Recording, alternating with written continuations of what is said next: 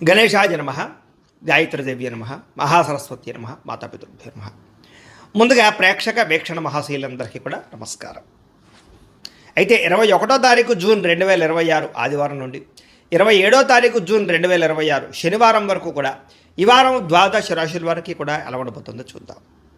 ఇక కుంభరాశి వారి యొక్క ఫలితాలు. ఈ వారం మీ గోచార గ్రహగతులు కనుక చూసుకున్నట్లయితే స్వల్ప అనుకూలమైన ఫలితాలు కనపడుతున్నాయి. ముఖ్యంగా కుటుంబ సభ్యులతో సఖ్యత పెంచుకుంటారు. ఏదైనా సమస్యలుంటే కూర్చొని చర్చించుకుని పరిష్కరించుకోవడం కూడా అనుకూలంగా కనపడుతుంది ఈ వారం.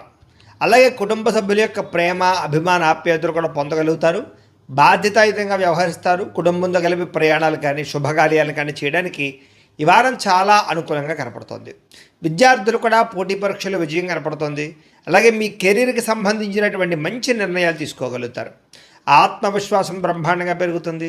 పిల్లలు కూడా మంచి టాలెంట్, స్కిల్స్ పిల్లలకు చాలా అభివృద్ధి అవుతాయి. అలాగే మీ యొక్క జీవిత భాగస్వామి ఇచ్చేటటువంటి సలహాలు, సూచనలు మీకు బాగా ఉపయోగపడతాయి. అలాగే సాంకేతిక విద్యల పట్ల వాటి పట్ల బాగా అవగాహన పెరుగుతుంది. టెక్నాలజీని బాగా ఉపయోగించుకోగలుగుతారని చెప్పచ్చు. ఉద్యోగస్తులు కూడా పదోన్నతులు, ప్రమోషన్లు కనపడుతున్నాయి.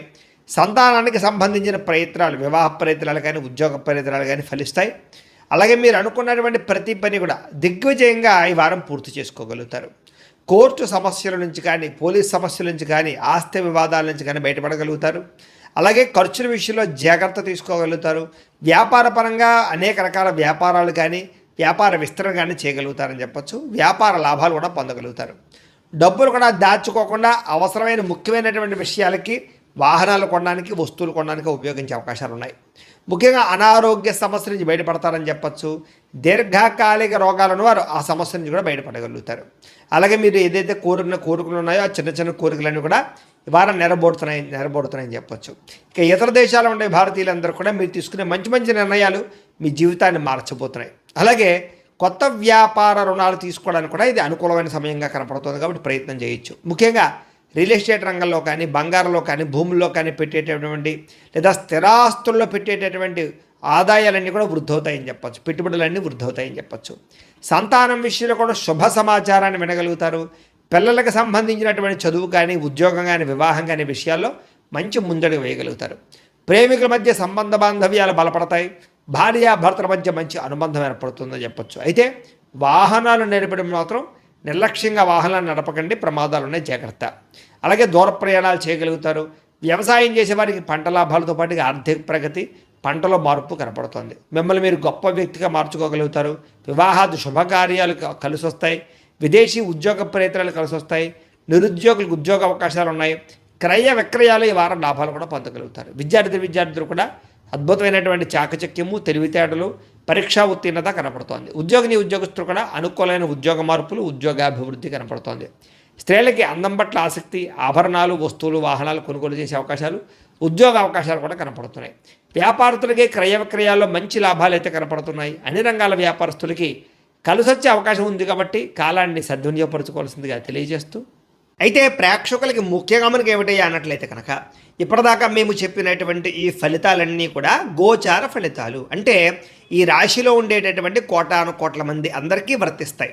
కాబట్టి ఆ రకంగా వినే ప్రయత్నాన్ని చేయండి.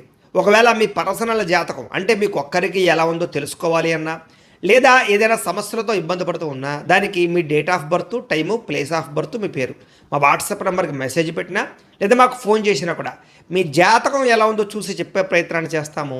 లేదా ఏదైనా సమస్యలతో ఇబ్బంది పడుతూ ఉంటే కనుక దానికి పరిహారాలు చెప్పడం కానీ, లేదా పరిహారాలని మా పీఠంలో ఉండే బ్రాహ్మణుల ద్వారా ఈ రకంగా జపాలు అని, ఈ రకంగా మండప ఆరాధనలు, ఈ రకంగా అభిషేకాలు, ఈ రకంగా హోమాలు నిర్వర్తింపచేసి వీటికి సంబంధించినటువంటి ప్రసాదాన్ని మీకు కొరియర్ ద్వారా పంపించే ప్రయత్నం చేస్తాం.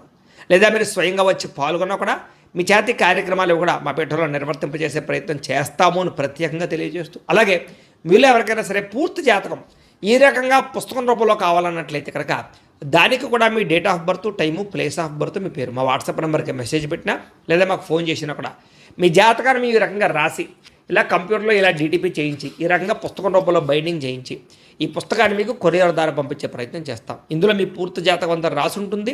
చక్కగా చదువుకోవచ్చు.